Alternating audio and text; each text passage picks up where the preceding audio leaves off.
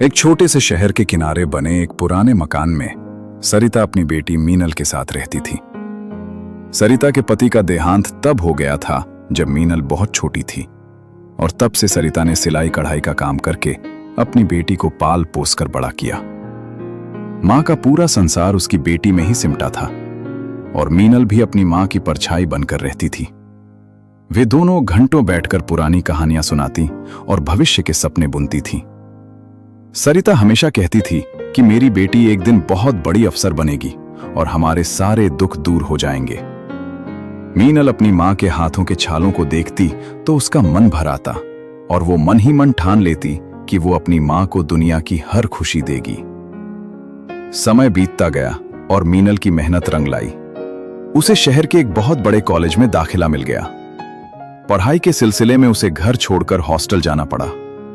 विदाई के वक्त सरिता ने रोते हुए मीनल के हाथ में अपनी सोने की इकलौती चूड़ी रख दी और कहा कि इसे बेचकर अपनी जरूरतें पूरी कर लेना, पर अपनी पढ़ाई कभी मत रोकना। मीनल शहर तो चली गई, लेकिन उसका मन हमेशा मां की रसोई और उस पुराने मकान में ही अटका रहता।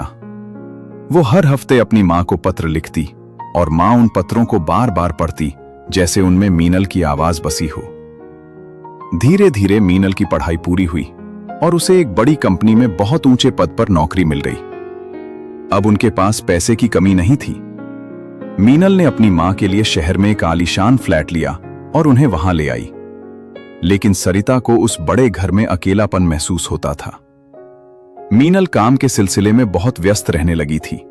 वो सुबह जल्दी निकल जाती और रात को देर से आती। सरिता दिन भर खिड़की से बाहर देखती रहती और पुराने दिनों को याद करती जब वे भले ही गरीब थे लेकिन साथ बैठकर हंसते बोलते थे। एक दिन सरिता की तबीयत बहुत खराब हो गई। मीनल उस वक्त एक जरूरी मीटिंग में थी। जब वो घर लौटी तो देखा कि उसकी मां फर्श पर बेहोश पड़ी हैं। मीनल के पैरों तले जमीन खिसक गई। वो तुरंत उन्हें अस्पताल ले गई। डॉक्टर ने कहा कि उन्हें कोई बड़ी बीमारी नहीं है, बस वे बहुत ज्यादा मानसिक तनाव और अकेलेपन में हैं।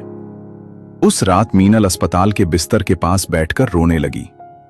उसे एहसास हुआ कि जिस सुख सुविधा के पीछे वो भाग रही थी, उसके चक्कर में उसने अपनी मां का साथ ही खो दिया।